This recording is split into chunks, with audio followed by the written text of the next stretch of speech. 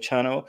But let's quickly talk about what's happening here. We do regular weekly marriageability classes. Why? Well, before I used to do happiness classes, a bit broader, including how to save the world and stuff. But if you haven't got the basics, if you're not married, um, and that is really foundational, then you are not in a fit place to make better decisions. That might sound a bit weird, um, but let's put it this way. A lot of people, a good way of looking at it is, for example, you're not going to save the environment very well if you're in a state where you're really looking for drama in your life because there isn't enough going on in your life. You're not settled in your life. You're not happy and stable in your life. So when you're married, you're a lot more stable. You're not looking for attention. There's a thing called by psychologists, sneaky fuckers. It's actually a term, right? Which basically people who are activists just for the sake of pleasing women to get sex for them. So like all these things confuse you. So if you're more stable and you're more likely to make better choices, etc., while you're married, but also the other way of looking at it is, to be married, you need a lot of things in place. You need to have purpose. You need to demonstrate to women that you're eligible in many different ways. You've got a direction, you've got a job, and all sorts of other things that make you attractive to the opposite sex. And the same sort of thing in similar ways, women need to demonstrate that they are stable, marriageable, somehow peaceful and things like that. Anyway, so there's a bit of a long introduction. I'm a Muslim. I try to help other people who are not even Muslim through my Islamic principles to, especially white people in the West, to get them married. Because it's not a me versus it. As a Muslim, we're told in the Quran, you're the best of people because you want the best for everybody. What can you quote that better than me, Tariq? Tariq's already also a Muslim. You are the best of people because you're raised for the good of humanity. Is that right? كنتم خير أمة أخرجت للناس. Yeah, you are the best of people, brought forth for the benefit of mankind. Cool. So it's not like just because you're a Muslim, you got the label, you're automatically the best. It's just because if you fulfill that label, therefore you are, and that makes sense. Why not? If you're of the greatest benefit to humanity, then therefore you're. I don't think people would really want to complain about that. It's not a problem. Okay, cool. So we've got Claire. Most people know Claire. Claire is a secular Quranist, agnostic in terms of belief in God, but believes that Islam has got the best rules and should be used in at government level to fix society. Would you like to add any more to that sort Not of brief? really. Sharia for non-Muslims kind of works for people, I think. Cool. For people who understand Sharia, yeah, some people think, well, people have all sorts of ideas about what Sharia is. It could be the whipping pot, when you're adulterous. And it could also be, giving food to your neighbor when you've got extra food. That's also part of Sharia. And loving your mum even more than your dad. That's another part of Sharia. Sharia just means the rules of Islam, but they can't be enforced unless people choose for them to be enforced, like a democratic way of some sort or some whatever. Tariq, do you want to say something about yourself as a quick intro? Really quick intro. I just want to get on with it, really. So I guess I'm an Ahmadi Muslim, and I'm pretty vanilla Ahmadi Muslim, as in I follow the doctrines pretty wholesomely of the community. Although I haven't come on in an official capacity as a representative, I'm a Brit. I'm live in the UK. From South, I currently live in Liverpool. I'm quite proud of my Pakistani heritage. I guess relevant to this discussion, I had an arranged marriage, and I had an arranged marriage with a lady from Pakistan. Who Cool. Yeah, me too. brought over to I the had UK. an arranged marriage as well from a lady in Jordan. Cool. And so today's topic is what men want. And I do have a document in the description. I'm not sure if I'll share it right now because I like to whiz through ideas, but maybe we will. And this particular verse of the Quran basically says very clearly what men's roles are. Okay, and then what's that got to do with what men want? I'm going to try to explain in a scientific way through biology and what like testosterone levels do and all sorts of other things about how men are different to women, what it is that men want by just looking at the design of a human being, especially design of a man, right? So, and the Quran, which is a guidebook for all of humanity, anybody who wants to listen to it, but especially for Muslims, says men are guardians. And the word guardian, all of Arabic is very deep in meaning, means all sorts of things. It means protector, guide, um, and protector, guide, provider, right? So all these kind of terms. And guide is also important in the sense that I would say the reason why men are guide, and this is a logical inference, is because they're more logical. They're all more able to understand the wider world, and women are supposed to take care of the home, where they're protected in that bubble. And people might not like that, but I think it's very important to understand the role of a man, because the role of men have disappeared, and that's one of the reasons why men are so confused. Men used to be very clear about what it was to be a man. They could live their lives as men, and they lived really well. Their testosterone levels were much higher. Now, as we described in an earlier live stream, their testosterone levels are plummeting. And people like to say, oh, it's the food, it's whatever. But actually, people who are in the same societies have, well, I don't know if they have societies, how do I put it? There are loads of societies that have lots of plastics and things like that. And it seems to not really be a distinguishing factor whether they have more or less plastics in their food. For example, if you look at England or London, in England, the highest level of testosterone levels are in London. Oh, and there's more Muslims and Pakistanis. You might try to have some sort of inference from that. Maybe it's all the Muslims over there raising the average testosterone levels. So anyway, so what I'm trying to say, just as a summary, and then I can get people's comments in, is that what do men want? They want to be dominant, and that's as in leaders, but in a good way. Okay, that's evident from just the way sex happens, for example.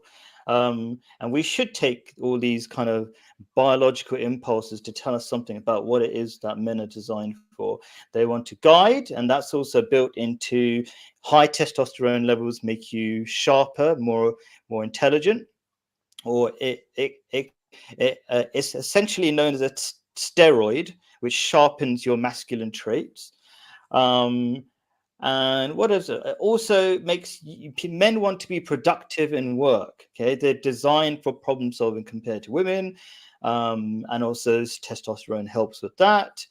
And also they want to be obedient to God. So this verse of the Quran starts off with men's roles, then women's roles being obedient, but also says that this only works out if you realize that God is the great. So when you're a leader, but your leadership is only subservient to the leadership of God and God's purpose. And men desperately, I'm going to try to end this monologue, men desperately want some sort of direction and higher purpose in their life. There's so much suicide and things like that on the rise in the West. And so those are, I would say, some of the key elements.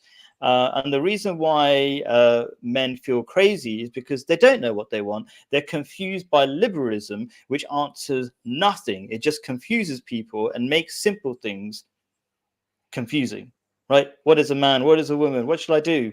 Everything has no answer. So that monologue over. Doric's my guest for the first time here. Tell me something. disagree with me if you like, and then we'll listen to Claire, who's also been chatting in the live chat. Go on, go for it, Claire. I mean, go for it, Tariq. Yeah. Okay. So, Khalid. So, let me see. Let's start with something that we're discussing on our private chats, on our Quran class that we're both part of. Yeah. So there's a Quran class. It's not a Quran class for Ahmadis at all. It's just a general. Yeah, it's Muslims and non-Muslims alike, actually run by a non-Muslim to contemplate the words of the Quran and see their practical uses and things like that. Yeah. Yeah, and so we've been discussing. For some reason, we keep getting into conversations about gender, about marriage. Yeah, that's probably my fault. What? No, I don't think so. Really? Well, actually, that's an interesting point in itself. I think these are some of the questions that modernity is throwing up. So I've been part of this class for 2 years, and sometimes, we go through loops of the same conversation again and again and again and again. And gender identity, because it's a modern day question, comes up. It's a modern day question because people don't have answers. They're really struggling. So I would agree with that, and I would probably say to you that modernity, when untethered from revelation, means that people have to work out from first principles, from what they feel, what they perceive. I'm saying this very generally, to what the basics are. Whereas if you have revelation, and you have revelation that you're committed to, you have a source of authority. Now, evidently. And absolutely. I like your point. It's absolutely impossible to figure out things for first principles. Like you can't for certainty say murder is wrong, for example. You can't. You can't prove anything. It's impossible. And that's actually, it's not modernity. Nothing wrong with being in the modern world. It's liberalism. Liberalism is this idea, do whatever you freaking want. Whatever you figure and decide for yourself. And that doesn't work practically. It doesn't work. Statistically, it doesn't work. They're the ones who are dying out. Their ideas are dying out. They're not having children, stuff like that. Yeah. But if I could just move that slightly forward as well, right? So, in the Quran, there is a concept. I don't believe non-Ahmadi Muslims are particularly aware of this concept. It's more a point. It's more something that Ahmadi Muslims tend to be aware of. There's a point about Kitabun Maknoon, right, which is the hidden book, as in the hidden nature, or the book of nature inscribed onto each one of us. And revelation is to resonate with the hidden nature that's inscribed into each one of us. So true revelation and our internal nature should have a match. They should have a compatibility. So if we take the Quran, so revelation or God's teaching should match with human nature. Is that what you're saying? Yeah, that's exactly what I'm saying. Yeah, cool. And actually, I don't know. Maybe I should add this as well. Khalid, we'll have your opinion in a minute, Mike. Good to see you again. I think I've seen you before. Is that right? You've been here before, right, Mike? Yeah, I've been here before. Cool. So, sorry, Tariq, then Claire, then Mike. Go for it, Tariq. So I guess I'll just finish off on this point. It might give some context to probably why Khalid's always interested in these issues. So Khalid and I were of a similar generation. I think he's a few years older than me. Yeah. And when we were young men, up till about when I was 20, and up till maybe when Khalid was 25, if I've got that right, we had an imam. His name was Mirza Tahir Ahmed, and he was very active in discussing sociological issues and in discussing Islamic principles applied to those sociological issues. It was a key topic of his that he went over and over in various ways. He would talk about alcoholism in the West and Islam's take on it. He would talk about single mothers. He would read the news all about the big issues. Anybody he was open to all sorts of Q&As from the public. So we kind of always walked away with an understanding. When you're young men, because we're getting on a bit now. I'm plus 40. But I've always been interested in those kind of sociological issues, sociological challenges. It's kind of embedded since then, and so that's how I look at marriage and the Islamic system of marriage. Okay, cool. Okay, so you're interested in psychology and sociology, but do you agree with me? Let's just one basic question. Do you think men are designed to lead women? Yeah, I do, but I always come back to you and I tell you that there's more nuance, more nuance Yeah. in what you say. Yeah, but Sure. I do believe. By and large, let's make it simple. Because then we'll move on to Claire. By and large, men should lead. Yes, because men have the responsibility when things go wrong as well. Yes. Sure, right, because there's a responsibility. It's not just like men are better, just have different roles. And in the West, some people don't like that because they value leadership. They don't care. They don't value motherhood, for example. But you might say, oh, how can women get to be mothers? If you really valued motherhood, you'd be like, oh, I want to be a mother. Oh, it can't be. This is so unfair. If you really had your priorities right. One comment in 20 seconds, because I don't want to hog the limelight.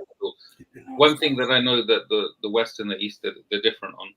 In Arabic, we can have a haqqun lahu and a haqqun alayhi, a right for you and a right against you. As in you have the same word for rights and responsibilities. Right, great, yeah. In the West, I will posit, there's a lot of talk about taking rights. This is my right. This is my right. This is my right. There is very little talk about there are responsibilities. Yeah. And that is an imbalanced. I would say in Islamic culture, it's all about responsibility.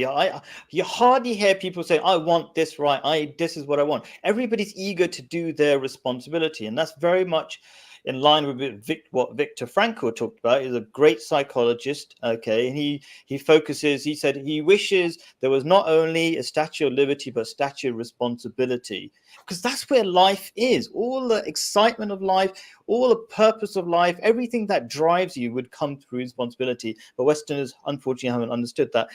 Thank you very much, Tariq. Claire, any thoughts besides the millions of things you said? I haven't actually read, so I'm happy for you to go straight to Mike because he's. Go for it, Mike. Good to see you here. What are your initial thoughts about what I've said and anything on this topic? Well, I thought it was ironic that today is Mother's Day, at least in the U.S., that you said mothers aren't valued.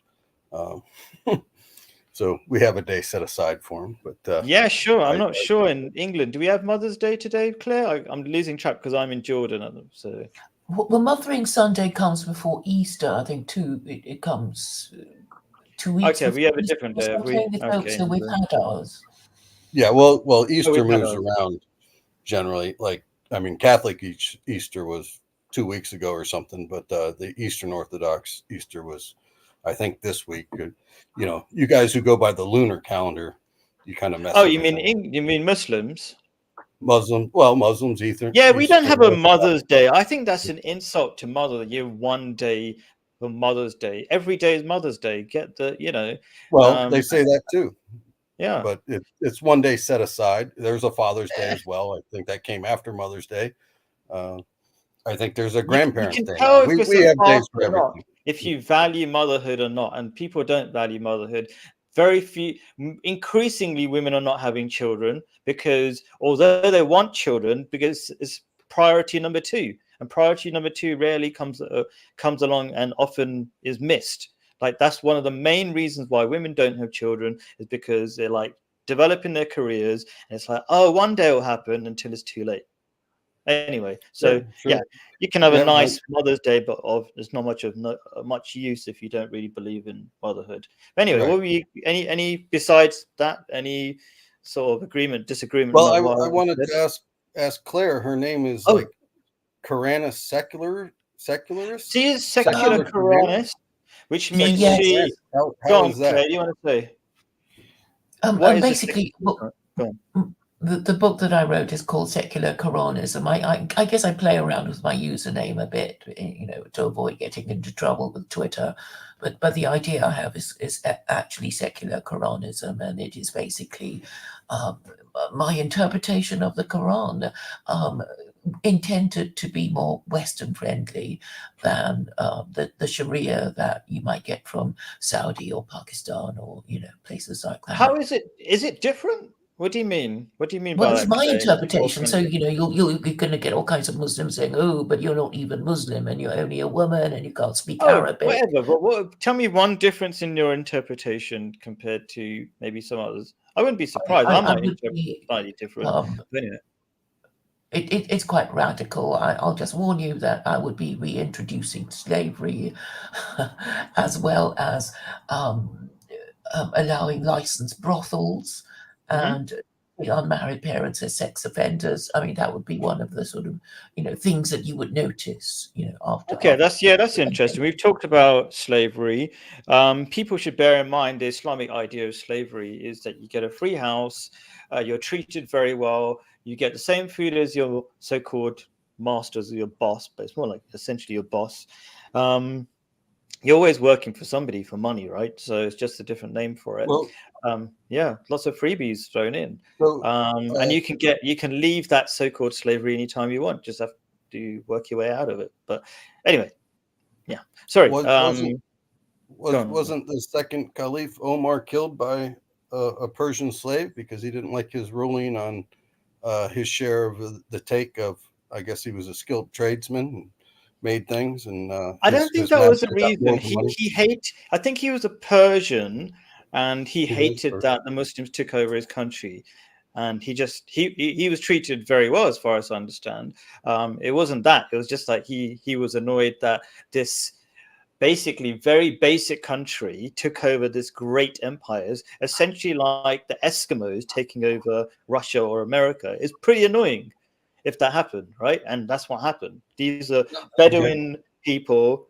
Yeah, sorry, Tarek. Yeah, I was watching Omar Suleiman gave a lecture about it, and he said that he wasn't happy with a ruling about his division of his labor. Yeah, maybe. I was going to say, because I actually I've read the incident as well in Arabic. I probably have it somewhere on my shelves. I think Mike, you're more attuned to the fact that I think the servant's name was Abu Lu'lu, and I believe he was unhappy with a ruling that Omar gave, and then he threatened Omar, and then Omar said, "He's just threatened me." So people right. He said, "I'll make something special for you," or something like that. Yeah, and Omar turned to the guys and said, "I think you just threatened to kill me." And the guy said, "Well, we should kill him first." And Omar said, "Well, we're not sure if that's actually what he was saying or something." That no. So Mike, I mean, I haven't met you. Have you written your name is Mike Maljan, racist? Maljan. Huh? Right.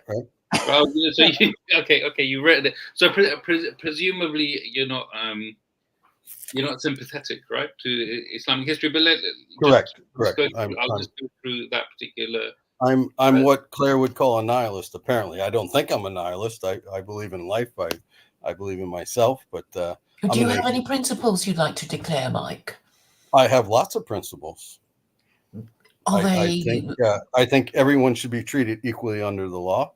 I am a secularist, and that's if we can get back to Claire. Maybe we'll have to look into that because that's relevant to the topic of Mike. We should have a chat together. Absolutely, later. Chat away. I mean, well, I know that we just derailed the whole thing because this is about what men want in a wife. Yeah, I mainly want to focus on that, but if we can direct like those comments that way. Should I leave the story of Abu Lu'lu for another day or another time? I can leave the story. Yeah, it's kind of off topic, but if you want to quickly summarize, really quickly. Oh, so he was threatened. He knew he was threatened. His companions advised him, well, we could arrest him or we could do something. Sure. He said, no, according to the law of land, he's just threatened me, right? But he hasn't made good on that threat, so let it be. So then he came back because he had grudges, many Okay, planes. cool. And then he Killed the driver. basically killed him. He then killed him. Cool. I mean, stabbed him and he died Yeah. after a few Died, days right. or whatever. Yeah. Sure. Okay, Good, okay. good to know Omar was for freedom of speech. That's nice to hear, considering Cool. Yeah. Muslims Claire, tend what to were you arrest saying? people for blasphemy. And Omar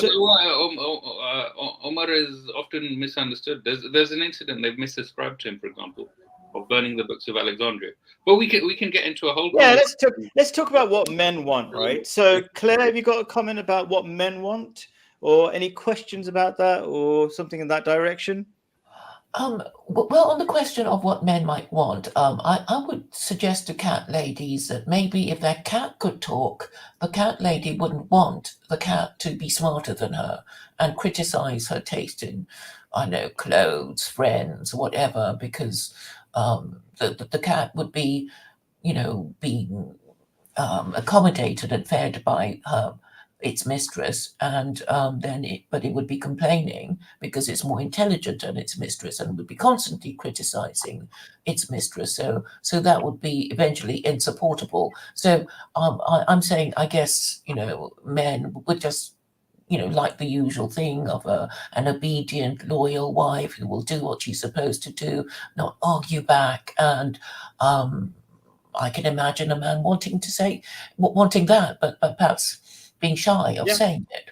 Cool. No, Let's go around. Let's let's ask the men. I definitely would be agree with that. That I want an obedient wife, not somebody who argues with me all the time. Especially since God says I'm more able to lead, so it makes sense that I should lead, and she shouldn't argue all the time. Although I'm supposed to be a kind leader, but with that balance, I don't think it's a great idea to have an annoying henpecked wife, and that's why a lot of Westerners refuse to marry Western women anymore. Let's ask Mike. Would you like an obedient wife? oh, absolutely, sure. I mean, I remember Chris Rock did a little bit one time. He's like, oh, I'm at the grocery store. I saw the Cosmopolitan magazine said 100 ways to please your man. He's like, that list is like 98 too long. Like, I won't say what he said, but have sex and give me a sandwich. Yeah. Men are simple. I was just watching actually one of the judge things, and the female judge was like, they were like bringing a couple back together, and she's like, listen, men are simple. They want a good sex life. They want good food. I think the way a man's heart is through his stomach is a Western saying. Yeah, so, absolutely. So in the sayings of Prophet Muhammad, even if a woman was cooking and a man says, I want to have sex now, she should accommodate him. She just stop cooking and go for it. I disagree with that interpretation. The angels will curse her if she refuses to have sex with her husband. Yeah, absolutely. You should become a Muslim, Anyway, but Tariq is more sensitive to this. Why are you disagreeing with this? Because even the Quran says that a man should go onto his wife as he pleases, right? It's a question of marital rape in the UK. Yes, so you guys have to watch it. Okay, sure. Okay, so you don't want to be, accused of rape by your own wife. Okay, cool. But if she's agreed to this principle, then it's no longer rape. But she's up for it.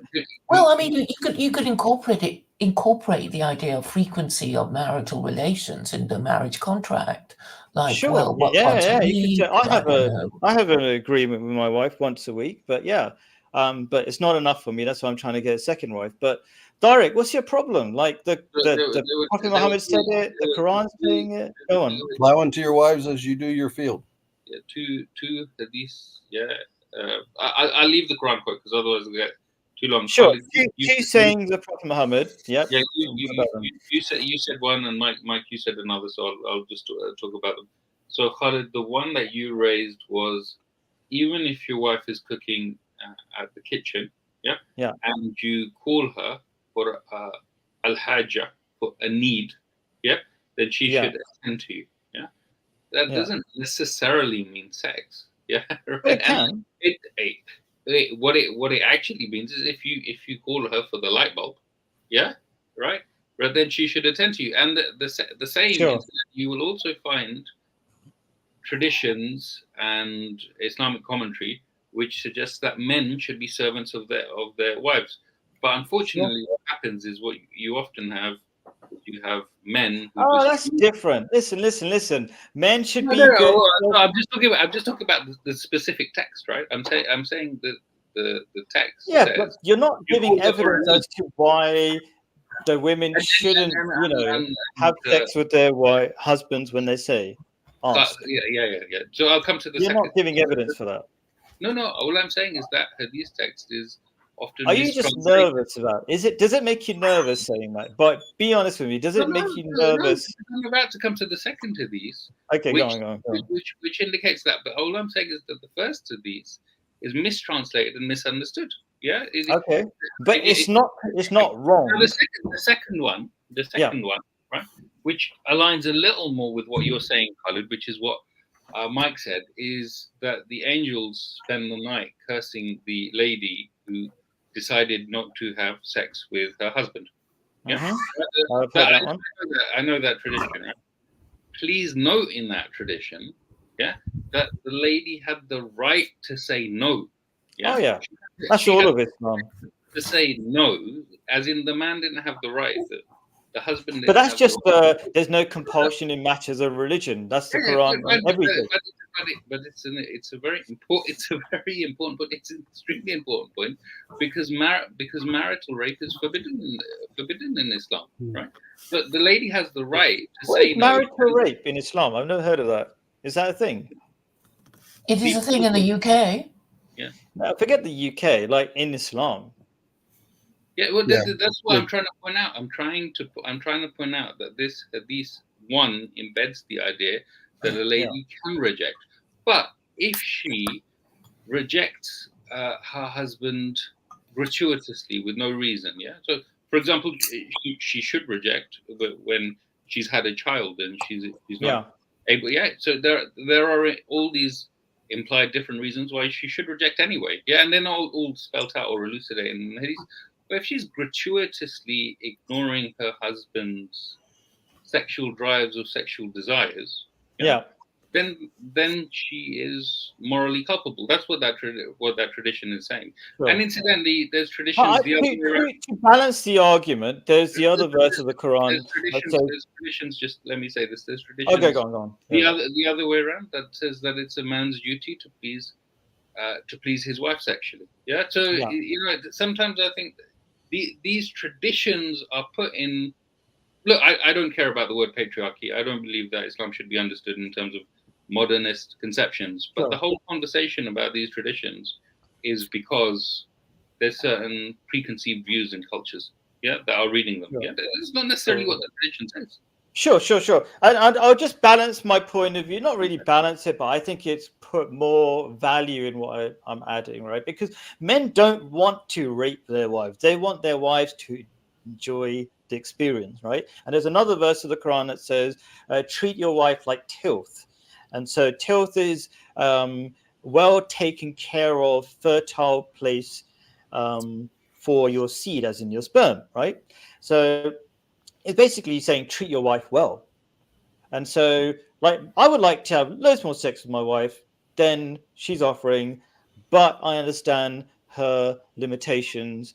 And she said, I can have a second wife because of that limitation, right? And there's also the practical limitations, certain operations she had and stuff like that, okay?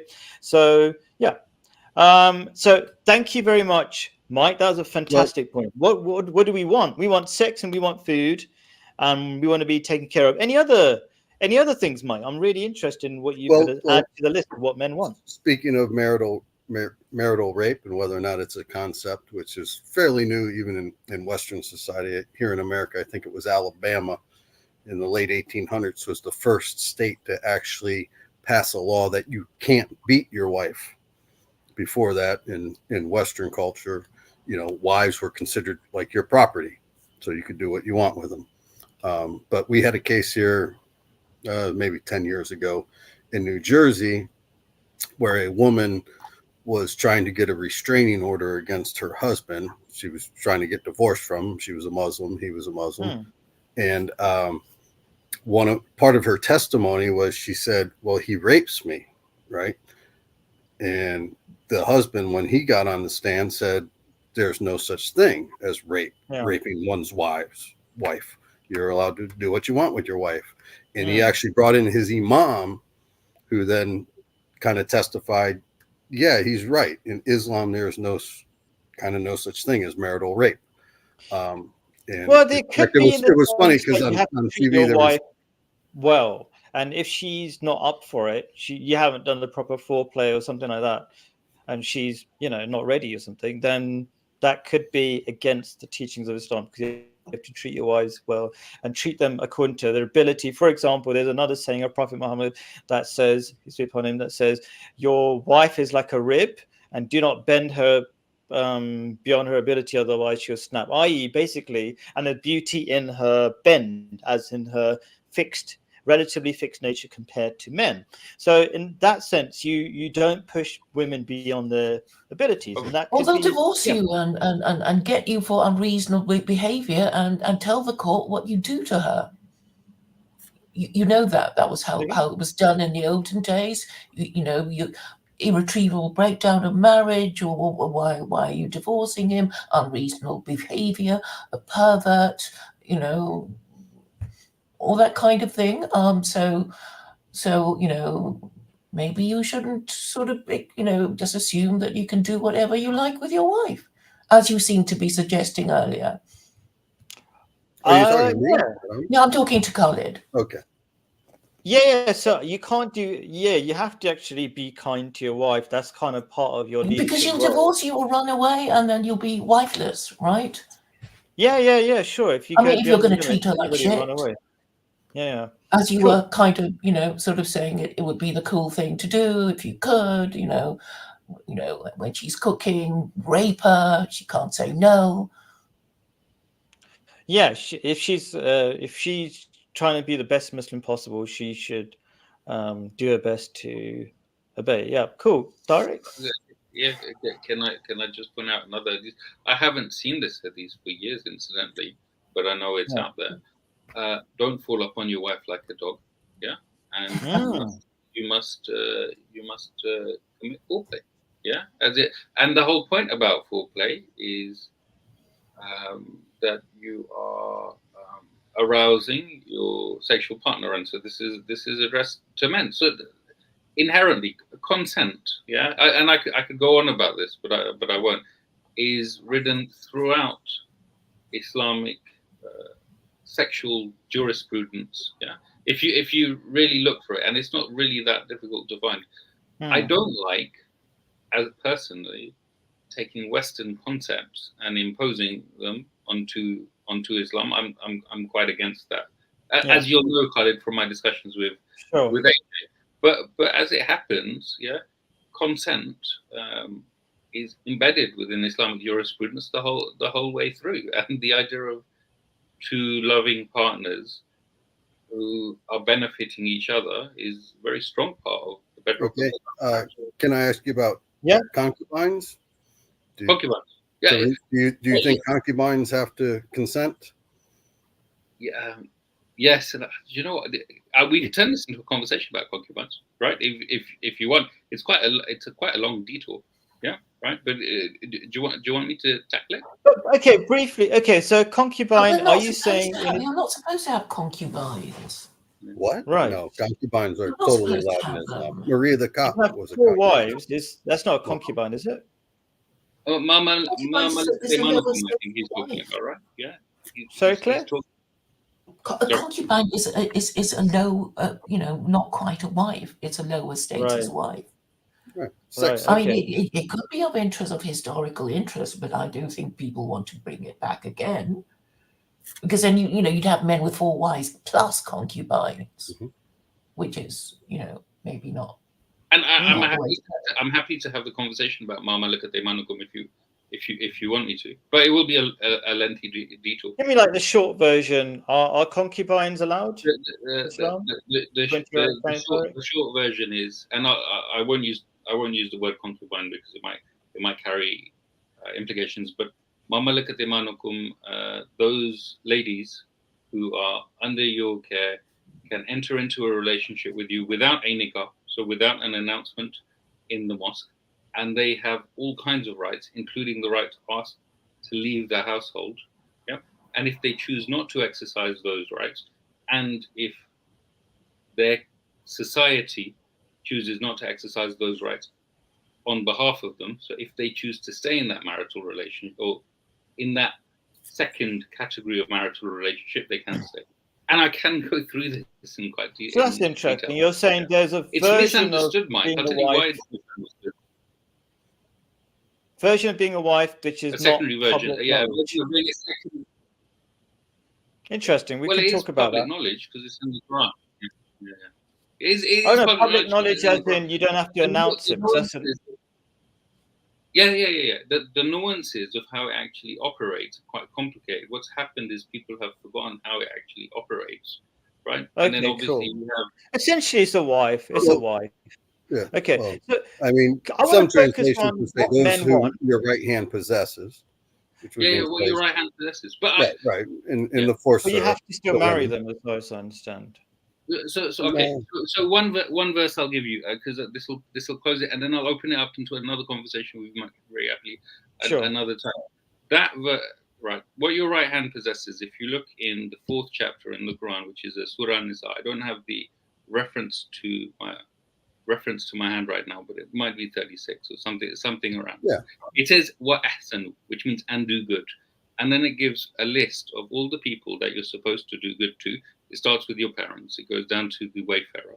And it includes those people whom your right hand possesses in that. And do good. Yeah. Now, you cannot do good if you are raping. Yeah. You're concubine. Yeah.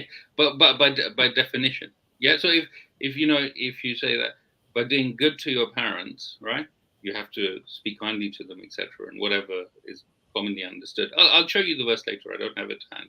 Yeah, if we continue this conversation, right? Sure. I will show you that you have to do good to those people who your right hand possesses. Right. Sure. Well, I want to focus on. Let's pick up another idea of what it is that men want besides sex and food. Mike, can you think of? That's it. Cool. What about? No, I think you're right. They want women to be somewhat obedient. I mean, obedient. So that's 3 things. I think it depends on the man. Obviously, not every man wants the same thing. What about direction in life? I think men desperately want that. People are lost. You don't want direction? People are not confused? No. It's a very arrogant kafir. I believe I know my own direction. I don't want to be told what to do. Okay, so the average person, you might be special, right, Mike? Right. Okay, but the average young person is really struggling with ideas such as success, right? And the Western idea of success is really terrible because if you think what successful means, it usually means like a millionaire or better than this person or that person, because the Western society is very individualistic and competitive, right? It's not very community oriented, which makes it's like, I got to be better than this person, that, but that's really difficult. So you set yourself up for misery, right? So that kind of direction, I think a lot of young people would like, especially maybe older people. There's pretty confused older people who are single, they don't have any family. They probably want direction as well. So I don't know if your life is 100% sorted, but I think a lot of other people are looking for direction in their life. Would you agree with that, Mike? Sure. And obviously children are looking for boundaries. That's often a thing parents say, when your teenager is rebelling, they're actually looking to be guided for, like I said, boundaries and whatnot. But I'm pretty complacent. I'm pretty happy with the way things are. Question before Derek jumps in, because I feel like Derek wants to say something. And to get that direction, do you think the easiest way, and I'm not sure I think we were talking about this just before you arrived, is it really helps if you've got God in the picture and you've got God directing you, because if you have to figure everything out yourself as a liberal, that's pretty much impossible. Would you agree with that? Sure. I think God gives a lot of guidance to a lot of people. I have nothing. I'm an atheist, but I'm not an anti-theist.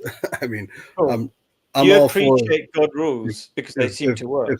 If people, what was that movie? I think it was like Menace to Society, where the one young black guy became a Muslim, and his his buddies were asking his father about him. You know, they're all Christians, obviously. This is like in Watts in LA. And the guy said, well, if Muhammad makes him a better man, then I'm all for him being a Muslim. Yeah. So I have no problem with religion when it helps people. My problem with religion is when it actually impedes people or leads them to bad things. You know, you look at. Well, let's hear one thing, because I like that look at the attack on the Yazidi by the Islamic State. You know. Okay, let's forget about like history lessons, whatever. Like, what have you got about? You're an Islamophobe today, right? And you seem to be reasonably knowledgeable compared to other people, right? So which is great. You know, you're halfway Muslim. Congratulations. A lot of Islamophobes become, you know, Muslim, so it's not. I'm not concerned about that, right? Usually a stepping stone to becoming a Muslim, in fact. So anyway, so just tell me one of your, you know, your concerns about Islam. I'm very happy to hear them, and maybe that can build into that conversation about what men want. So anyway, go on. Just throw it out. Well, for instance, you talked about treating people well or good, or maybe Tariq said it, but these are broad terms, you know. So if my reading of the Quran, very specific examples in Islam about how to treat people well. But anyway, but go on. What were you going to say? What is your concern? Clearly, I hope it's treating people well is not a concern. No, it's what is the definition of well. So. Oh, okay. I mean, I could give loads of examples. So, for example, if you have some spare food, give it to your neighbor. If there's a saying like smiling is charity. So if you know, you should smile at people. And actually, that's a very actually, you can actually give your smile to other people, according to psychology. If you smile, other people automatically imitate that, and when they imitate the smile, they feel good because it you know, sets off the, I don't know, was it oxytocin? It's some sort of endorphins, right? So it makes you happy. So you can actually transfer happiness to other people simply by smiling. Yeah, serotonin. So all sorts of things like that. Tariq, have you got any particular examples of precise ways in which you should be kind to other people? Can I just become slightly scriptural because it's actually defined? Yeah. So forgive me for the Arabic. I'm just quoting the Arabic because it exists. Yeah, no, we can talk about what it means. Wal adl wal ihsan wa i'tad al qurba, which means justice. Yeah, right, and then graciousness, and then treating people like you are their kin to them. And those three stages, they have particular meaning, right? So most people in the West, I've noticed, they have a limit how well you treat people according to what's called the golden principle, as well as they treat you. Yeah, that's called the golden mean. Yeah, treat people as you would want to be treated, right? That's the first stage. Yeah, and most people tap out at the first stage. A lot of people don't even get to the first stage. But if in the Western conception of morality, if you get to the first stage, you're considered a very noble person. Yeah, but cool. And then go through the next two stages. I'm eager to hear them. Yes. So then, ihsan means graciousness, which is treating them better than you would expect to be treated. Yeah, right. Which is quite a high level because people don't do that. People only give what they're going to get in this society. And then the third stage is treating everybody, right, as if they are your family. They are your family. They are you know, your close proxima who you get on with. So I have a twin brother. Maybe he wouldn't want me to use his name. I don't know. But whatever. Yeah. I have to treat even the people I dispute with, even my enemies, as well as I treat my twin brother. And I'm very close to my twin brother, obviously. Yeah. But now I have to go over and beyond that. And why? Because everyone's God's creation. Cool. And I want to somehow tie that into the whole, what do men want? I think men would love to have that direction and guidance in life, because it's not like men are evil people. Men want to be gracious. In fact, I think it's built into men to provide. They want to provide us for as many people and help as many people as possible. I think that's built into men. Men work hard to provide for other people, their children, and maybe many other people. So I think men and women generally will love that sort of direction. So I think that's a massive thing, that men really want direction. I'll give you, you know, when I'm in London, I feel like people want to be kind to each other, but the rules of London are don't make eye contact, don't smile, don't even be kind, that kind of stuff. But people are really happy. I think London, they're really happy when a tourist comes to them and say, oh, which way should I go? They're eager to do it. So I think Islam gives people, men and women, especially men, a license to be kind, right? In fact, especially in England, I'm not sure how bad it is I think it's generally quite bad in the West, that men complain they're not allowed to show emotions, right? So Prophet Muhammad, although he is a warrior, he often cried. He cried for other people's sufferings and when people are wronged and stuff like that. So it gives all these levels of emotions that men desperately want to be able to express, but they're not allowed to because it's considered, I don't know, there's something wrong with it. So it is a great question in many ways. You said, Mike, like, what is the definition of kindness, whatever? And sure. Quran Islam really encourages men to be generous, loving, and all that kind of stuff, and gives them the license that they really want to be emotional, express their emotions, so they're not trapped like so many Western men complain about. Sorry, Mike. Right. Yeah. But, well, I was going to segue into something else, but to stick to your point, I think you actually kind of disprove your own point. Oh. Right. You're talking about like the innate nature of man, that men want this. And then at the same time, you talk about how, well, in London, you act this way, right? It's not a contradiction. People want to do stuff, but they build up all sorts of stupid rules that don't make sense. Right. Stop them from doing stuff. What I'm saying is I think culture is what creates these things, not an innate. Culture is not an accent. Fitna or fitra. Fitra, yeah, which means innate nature, right? Fitra. I always get fitna and fitra. Yeah, fitra. One uprising, one's your innate nature. Yeah. But I'm You're not almost a Muslim, Mike. Imperious. You're almost there. Keep going. Well, I'm not a big imperialist. John Locke, what is the Latin for blank slate? I believe, everyone's born as a blank slate. But I do believe culture is a very powerful thing, and it creates. So there's all sorts of Asian men versus, like you keep saying the West. Right. So there's cultures. There's big city culture versus rural culture. Yep. If you're in Birmingham, Alabama, people probably greet you on the street different than, like you say, in London. It was funny. Years ago, I was reading something. There was a African woman on social media talking about how in London, like the Nigerians, like don't talk to each other. Like, why is that? I don't know. I've met Nigerians. I don't know. Maybe. But anyway, so yeah, I think culture is the driving force behind things as opposed to innate nature. Culture is made of a lot of things. For example, if you have atheism as a dominant kind of belief, then what happens is that leads to what's the point of being nice to another person? It's called individualism.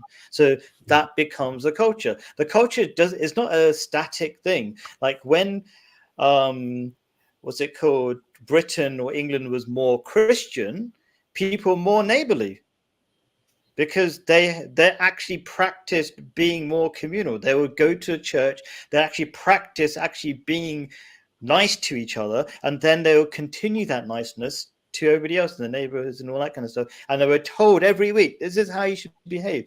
And when you're not told that, well, things, slide. Things slide. Yeah, absolutely. Yeah. I think we completely agree, man.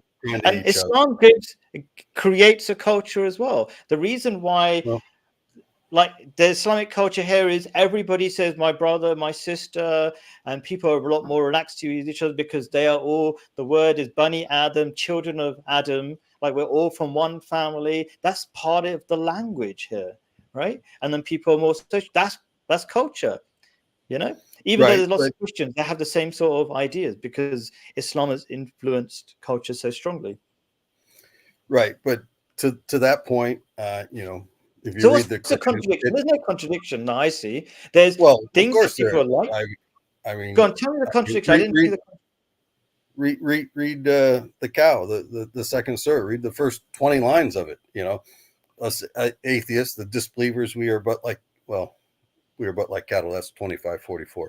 But if you watch Mahid Hassan's thing on the atheists, but if you read the first, you know, what's 2:7, there is a seal. Allah has put a seal on their heart. 2:11 says we are diseased in our heart, and Allah increases our disease.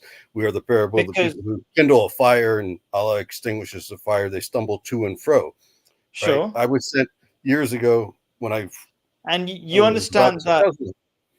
You understand that this is a disease that God enabled, because God is all powerful. He sets the natural rules. And Dara, you can correct me, you know, Claire, you can correct me, whoever, right? But he sets the natural rules, and the natural rules are what you do to yourself has consequences. So it's not like God inflicts, you know, the disease in your heart. You are dishonest by disbelieving in God and not following those rules, and there are natural consequences. Just like you drink poison, yeah, sure, there's a natural law God has put in place that when you drink poison, it's going to have a bad effect on you. If you are selfish, it's going to have a bad effect on you. So that's what God is describing, as far as I understand it. And I think the verse of the Quran, if I could find it, so I vaguely remember it, refers to this process. I mean, can you remember it? It's kind of like God does not change the hearts of people until they change themselves, and all these kind of many verses of the Quran like that. Allah guides those whom He chooses, and those He does not guide, none can guide.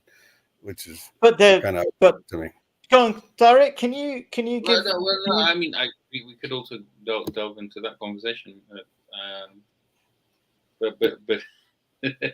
I mean, the topic is slightly different. But let's just talk about the cow. Yeah, the very first introduction to it. It's a guidance for the righteous. Yeah, it's not just a guidance for. I'm gonna be very specific about this, right? Demographic Muslims. Yeah, it's a guidance for the righteous. Now, anybody, everybody, right, including the Brazilian Christian. Yeah. Who hardly knows about Islam. This is the real teaching of Islam, right? Who hardly knows about Islam but reaches out to God and is very sincere. Yeah, he may find the path far better than the Saudi Arabian Muslim who lives in Mecca, right? There's a tendency, and I'm not saying for outsiders actually, Mike. I'll start with Muslims. There's a tendency for Muslims to misread. As you say, the cow, Surah Al-Baqarah, right? And then think about that it's just a reaffirmation that they are the best, that we are the best people, right? But I think you might have missed this, yeah? That the verse that we started with was, you are the best people raised for the good of mankind, yeah? There's another verse that says, you are witnesses upon mankind. These are duties on us, on the Muslims. These are not our rights if we abuse them. Yeah, we will not be the best people raised for the good of mankind if we start abusing them. This is our duty or our standard that we have to live up to. There's a whole problem with misreading the Quran, thinking that it damns all Christians, that it damns all Jews, that it praises all Muslims. Yeah, it's very simplistic meaning, and I'm happy to go on at length about it, but I know. So I think what we'll do. So it's good. We've put out some ideas that Islam promotes in terms of the roles of men, and I think they're in line with the biological nature of men. I'm not sure to what extent I've been able to express that, but I think I touched on things like leadership is inbuilt into human beings. I do want to wrap up. Do you want to say something? Are you going or what? One verse with a slightly modified translation of mine. Yeah, right. Sure. 30, 20, 21, I think would be for most people. 30, 22 for Ahmadis.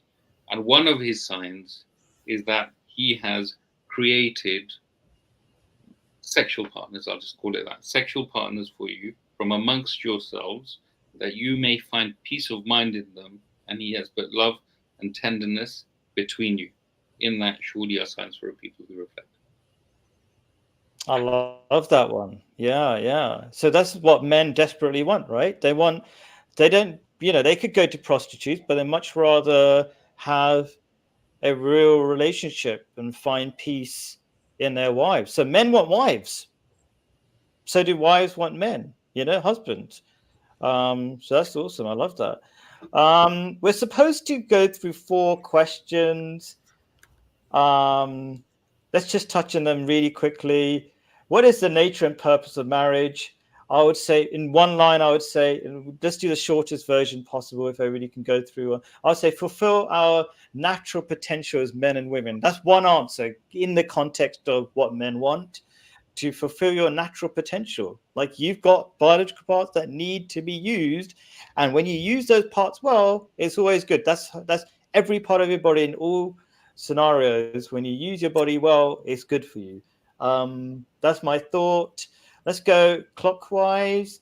Do you want to say anything, Claire? Nature and purpose of marriage, maybe in this context somehow? Muted. You're muted. I'll go to Tariq and then we'll come around maybe. It's for legitimate children.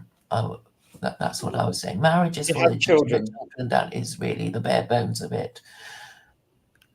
Yeah, cool. And people are happier when they have children, I think, because people are pretty depressed when they don't get to have children, if it's not in their choice. Tariq, the nature and purpose of marriage? I agree with both points that you two have made, so I won't add anything to that. Cool. Mike, nature and purpose of marriage, what do you think? I agree with Claire. It's family. It's about children. Any man I've ever asked when they were getting married, why you get married? They said, well, I want to have kids. It's a stable structure. There's no doubt about family. The nuclear family is the building block of society. 100% agreed. Okay, how to be marriageable?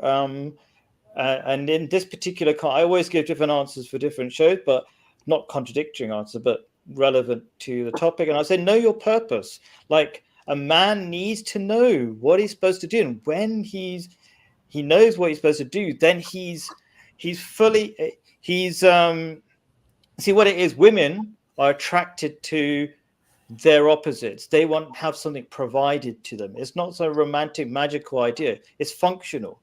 And so if you know your role as a man, you know your purpose, you're going to be really good at that. You're going to be that tool, as it were, used properly, rather than a hammer used as a screwdriver and used really badly and non-functional and dysfunctional, like a lot of Western men are at the moment. So that's not a good thing.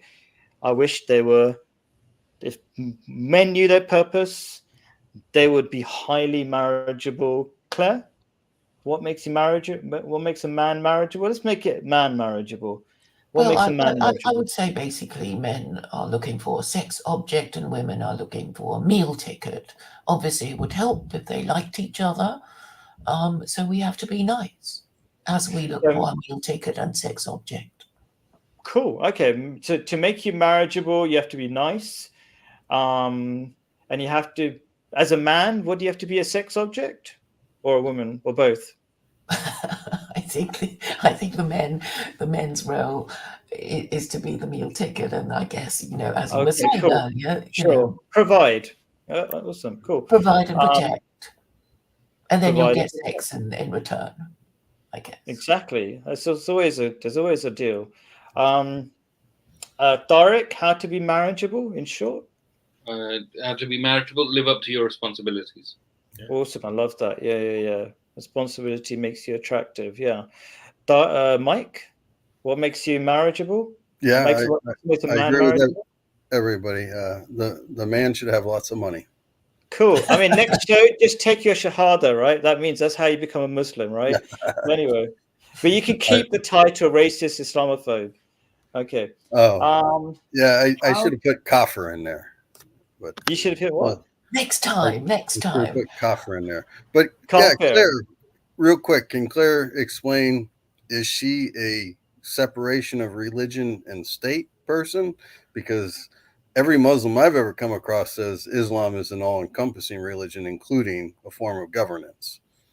So, well, I think it would work for America because, you know, my secular Quranism idea, you know, it's not a religion, it's a legal system.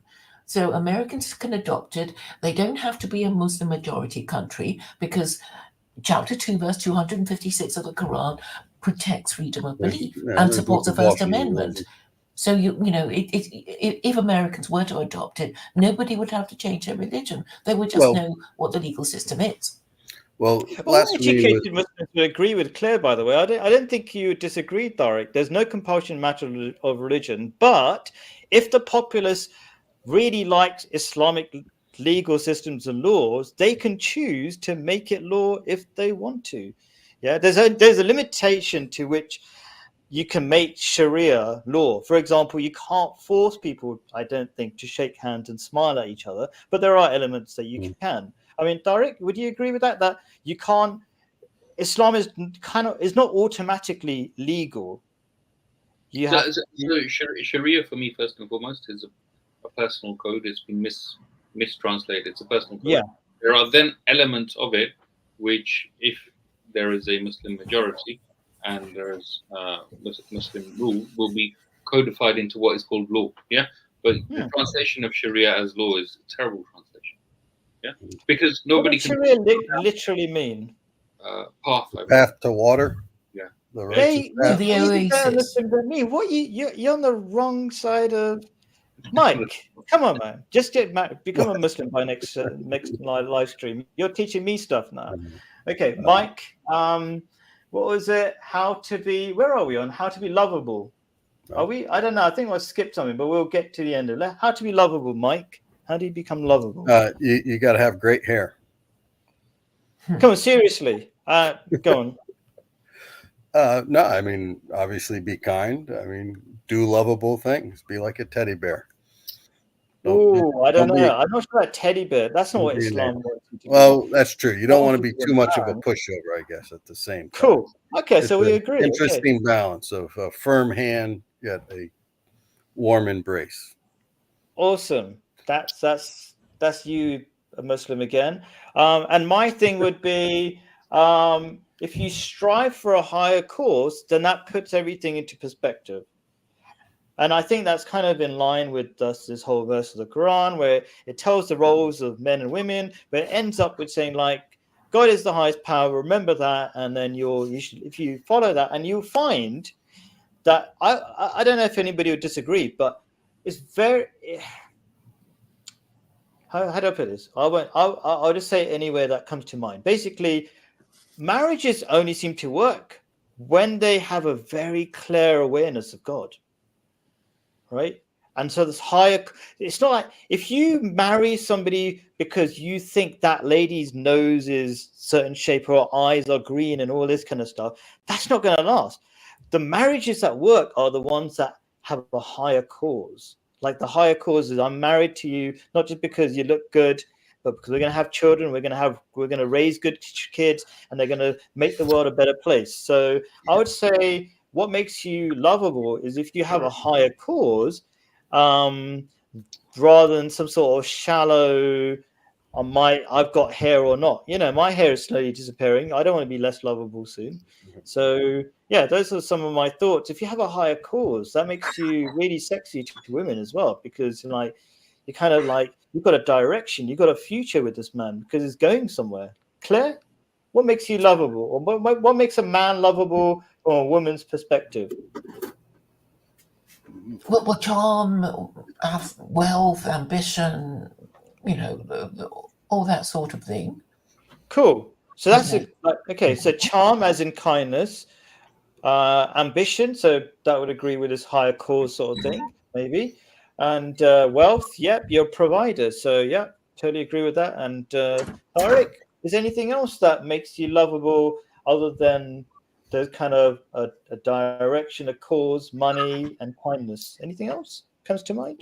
Yeah, well, I would say maybe it's a subset of what you've already said, but one important thing is to take time to meet the romantic instincts and the romantic needs of your spouse.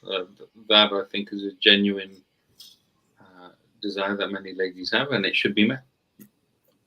Interesting. 'Cause I'm not sure if I totally agree with that, because when I was earlier in my marriage, we had more conflict when we were trying to be more romantic. Now what we do is just do outings as families and just be nice and do fun stuff and be less concerned about money, and everything else sorts itself out.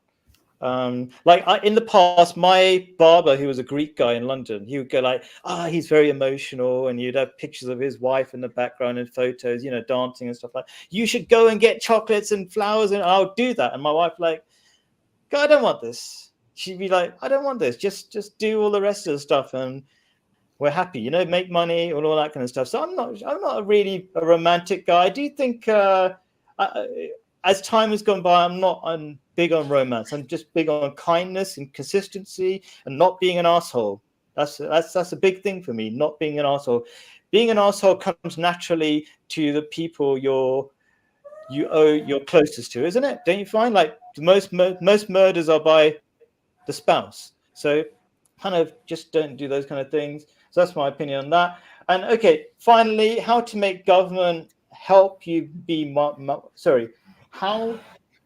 how to make government help you be marriageable and stay married.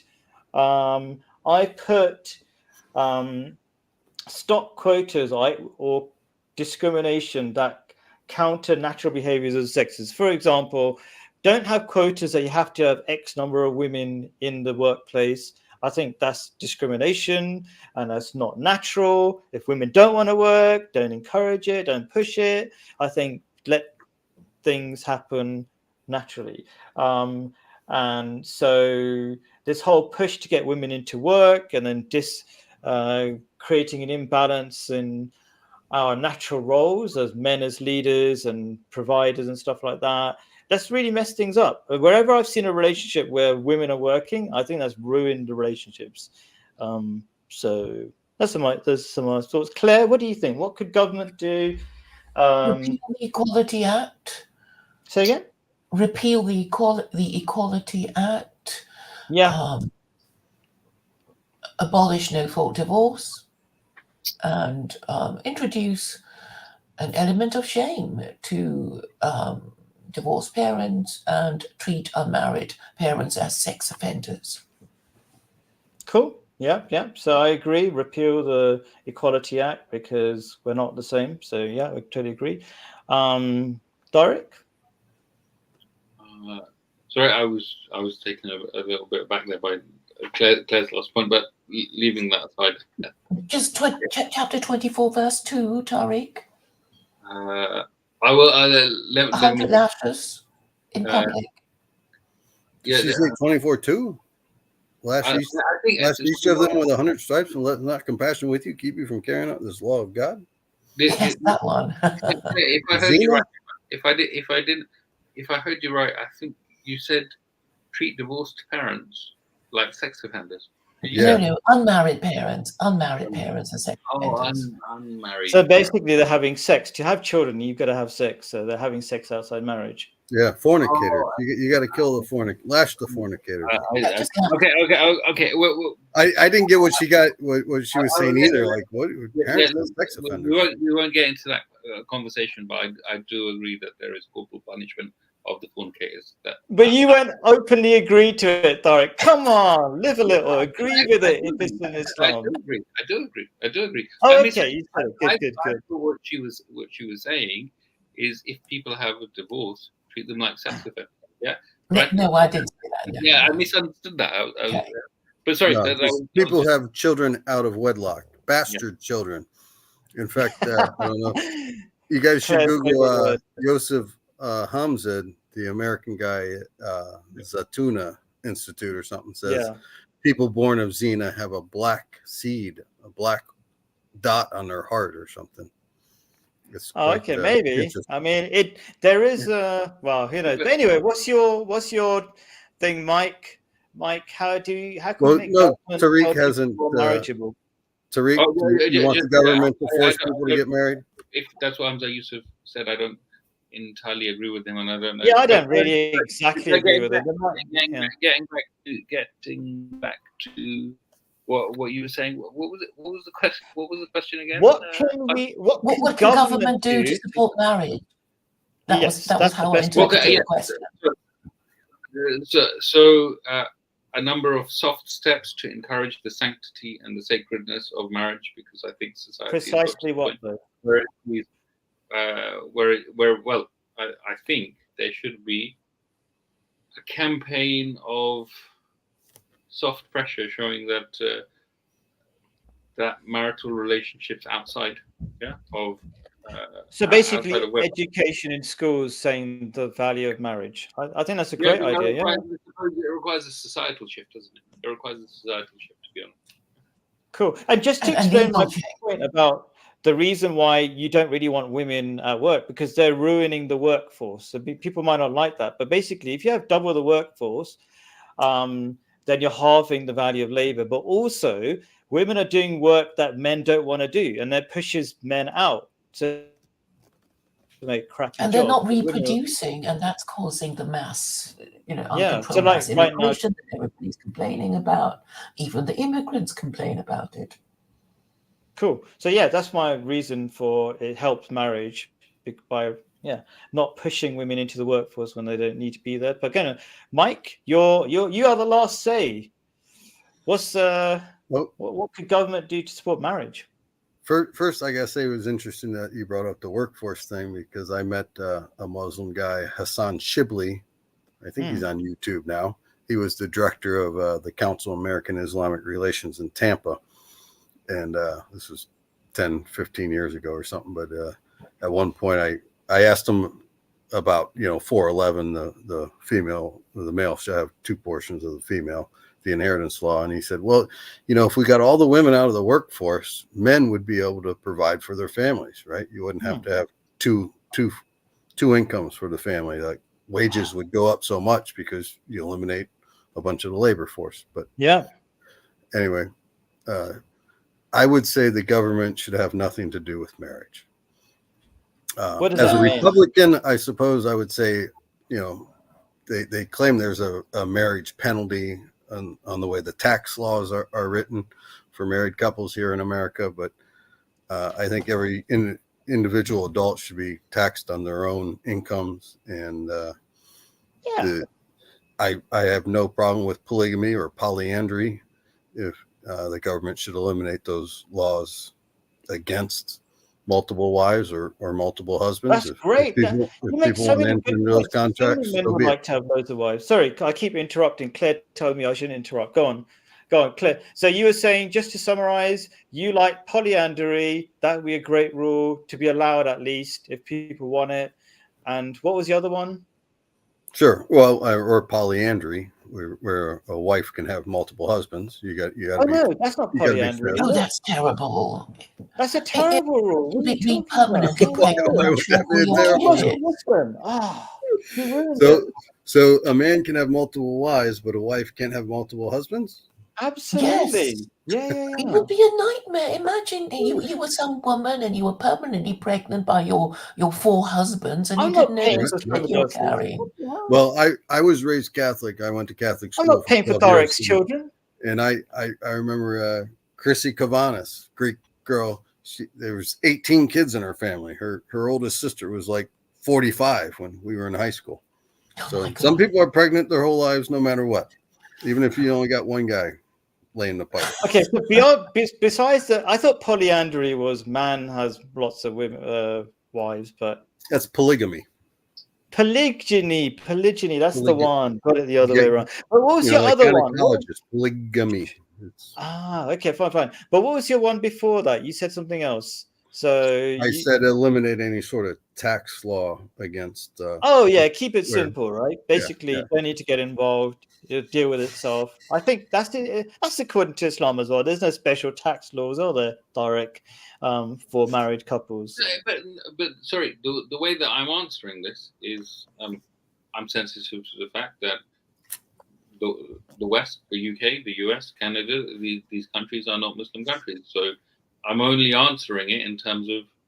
I know we're thinking dream big. What Okay, but I'm just answering it from a very limited point of view. Yeah. Oh, okay, fine, cool. Anyway, guys, it was awesome talking to all of you. I think it was an interesting dynamic. Mike had lots of interesting questions which weren't exactly a topic, and Tariq was helpful about that. And then we brought it back to the main topic and stuff like that. And Mike brought up loads of cool things that I'm really up for, the polygyny thing and all that kind of stuff. So cool. I was just disappointed at the end, Mike. You're on track to becoming Muslim, and then you brought up like women having lots of husbands. That nobody thinks that's a good idea. Nobody disgusting, thinks no doubt. Only liberals think that's a good idea, and they, you can see what's happening with them, right? So no, the liberals are crazy. I'm a Republican, so don't call me a liberal. So I am a libertarian. Take that one back. Just take that last one back. All right. Thank you very much. Appreciate everybody being here. Hope everybody else enjoyed it. Peace be upon you. All right. Go secular Quranism. Whatever that means. Thank you, Mike. I'm still not Come sure. and talk to me sometime. Thank you very much. Bye. Yeah, thank you for being here. Assalamu alaikum. Wa alaikum salam. Peace be upon you too. Oh, wow. Bye, everyone. Bye.